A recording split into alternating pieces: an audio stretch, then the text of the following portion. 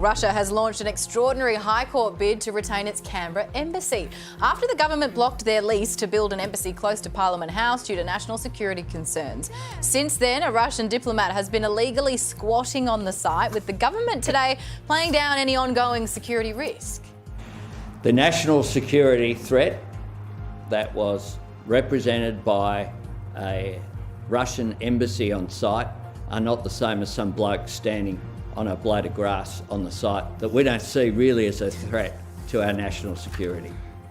Guardian Australia's Amy Remeikis joins us now. Amy, on his way home to the lodge tonight, why doesn't Elbow just go on down there and tell this guy to nick off? Just niet. I mean, he could try, but my Lithuanian-Russian grandmother once didn't talk to her brother for 4 years just because she thought he finished her bottle of brandy. Yeah. So they're pretty good at digging in when they need to. This is funny and humorous, except it's not, because they're going to go to the High Court now, and the Australian government, us, the taxpayers, are going to have to defend it. What's the chances, Amy, of them actually winning the case? Pretty slim, because we get to decide who can put up embassies around our plots of land, and they're pretty sure within the parliament, both sides of parliament, pretty sure that they've got this locked up. Apparently he's been receiving food deliveries. Russian food? Yeah, well, that's the thing. I was going to ask Amy, do you know of any good Russian restaurants in Canberra that do Uber Eats?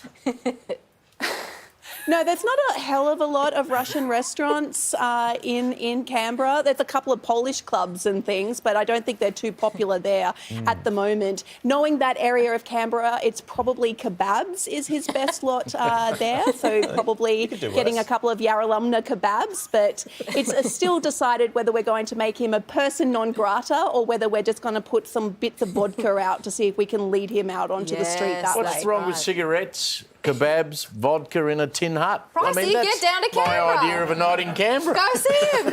They're still Well, there's not a lot to do in Canberra at the best of times, and so I think in this cold and this rain, sitting on a vacant block, it's probably not the greatest time of his life, and he might actually like being expelled. Well, speaking of, it wasn't the only story around in Canberra today either, Amy. When it comes to cybersecurity, the PM said that we should actually turn off our phones for 5 minutes when we're brushing our teeth. How on earth does that work? Pricey needs to know. He's very concerned.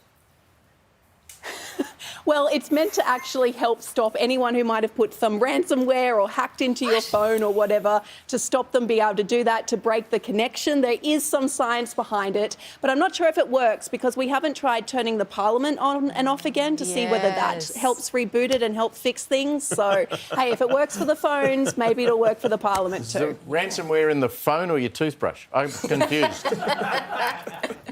It really depends on what sort of house you've got there, I think, and what sort of toothbrush you're using. In summary, Pricey, you should turn your phone off. We don't want the photos getting leaked. Thank you so much for your time, Amy.